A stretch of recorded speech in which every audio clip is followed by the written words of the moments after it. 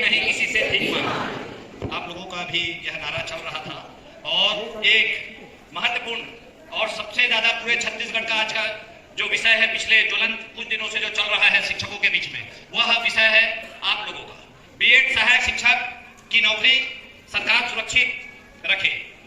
सुरक्षित करे। कैसे सुरक्षित करना है यह विषय सरकार का है, लेकिन मैं यह आप सभी को आश्वस्त करने यहाँ आया हूँ कि आपके साथ सिर्फ प्रदेश का सारे शिक्षक संघ ही नहीं, पूरा प्रदेश का शिक्षक समुदाय आपके साथ है और शिक्षक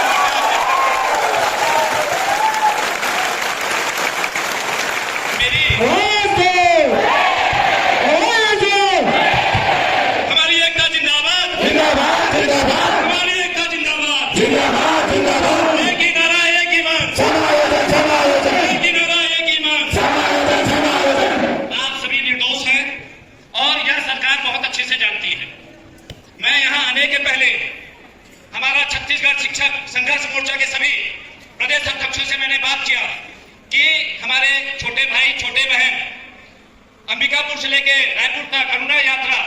अपनी सेवा को सुरक्षित करने के लिए रायपुर पहुंचे हुए हैं और दूधा धरना स्थल में बैठे हुए हैं। आप सभी क्या चाहते हैं, आपका संदेश क्या है और आप अपनी मंशा क्लियर कीजिए। सभी ने एक स्वर से कहा कि हम उनके साथ हैं, आप घोषणा कीजिए और सभी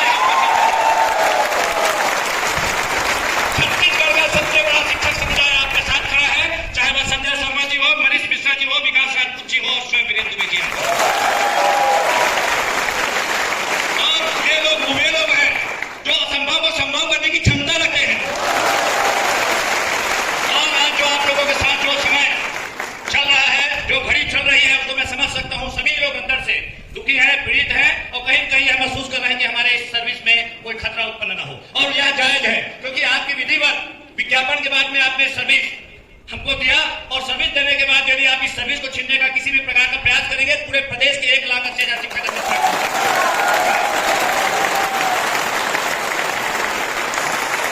इस विषय को जो अभी विषय जो चल रहा है, इसको लेकर पिछले लगभग 2 से 3 महीने पहले आपके जो भाई है, जो आपका नेतृत्व कर रहे हैं, वो लोग सब संपर्क किए और लगातार हमारी उसके बाद से लगातार सीएम से मिलना, मंत्रियों से मिलना और जितने भी वरिष्ठ अधिकारी उनसे मेल मिलाप चल रहा है कि सर यहाँ पर जो हो रहा है हमारे जो बीएड प्रशिक्षित सहायक शिक्षक के साथ, इसको कैसा भी करके आप निदान कीजिए और इसका रास्ता आप अपनाइए। लेकिन जिस तरीके से सरकार का रुख है, सरकार का रुख सबसे पहली बात तो मैं इस मंच से कहना चाहूंगा, विष्णुदेव सरकार जो सुशासन के नाम से जानी जाती है, उनका रुख स्पष्ट नहीं दिख रहा है, जिसके लिए आपको आज धरना में बैठना पड़ा। आप रुख स्पष्ट कीजिए, विधानसभा चल रहा, रुख स्पष्ट कीजिए कि आपकी मंशा क्या है, आप चाहते क्या है। रही बात सुप्रीम कोर्ट की, रही बात हाई कोर्ट की, ऐसे बहुत से प्रकरण पूरे देश में मिलेंगे आपको जिसमें कोर्ट का कथन कुछ है लेकिन सरकार का कथन कुछ है। सरकार चाहती है तो आपका सर्विस को सुरक्षित रखा जा सकता है, किसी की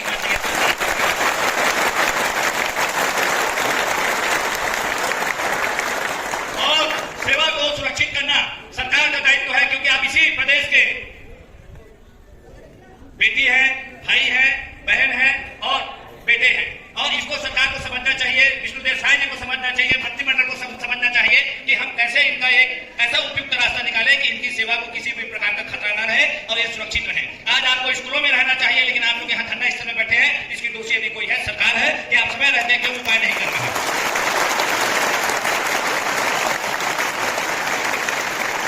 और अलग अलग मंच में कई बार हम लोगों ने मुलाकात किया,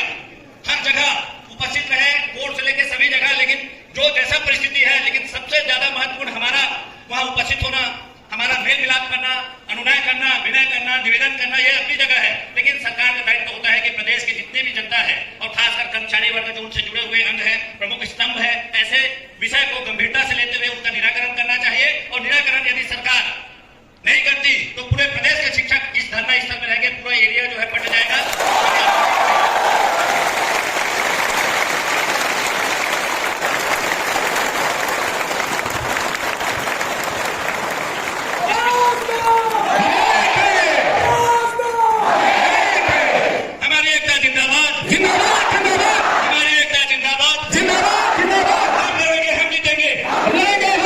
हम लड़ेंगे, आप सब जीतेंगे, बोलेंगे हम लड़ेंगे।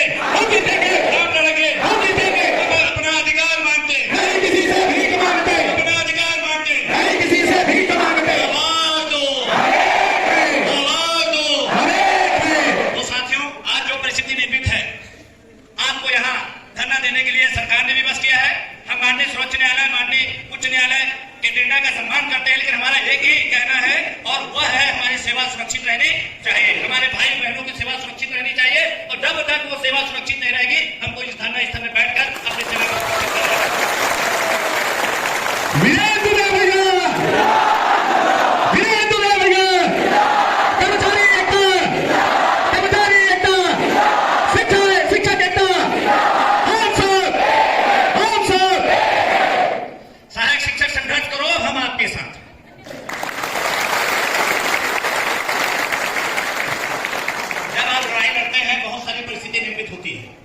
और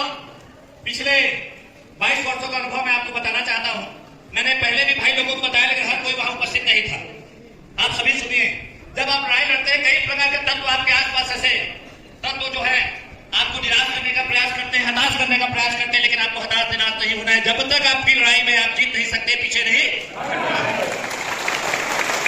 कई प्रकार की ऐसी परिस्थिति निर्मित होगी कि सर ऐसा चल रहा है, वैसा चल रहा है, ये हो रहा है, वो हो रहा है। आपको हर तरह से शारीरिक रूप से भी उपस्थित रहना पड़ेगा, आर्थिक रूप से भी सक्षम रहना पड़ेगा और मानसिक रूप से भी अपने आप को स्ट्रांग रखना पड़ेगा। और जब आप ये तीनों स्थिति अपनी अच्छी बना लेंगे तो निश्चित रूप से बात के चलिए मंजिल दूर नहीं है, सरकार को झुकना पड़ेगा और सरकार को अपने रास्ता निकालना पड़ेगा। निश्चित रूप से मान के चलिए वर्तमान परिस्थिति बड़ी विकट परिस्थिति है और हमको बहुत ज्यादा धैर्य और संयम से अपनी बात सरकार तक पहुंचाना है।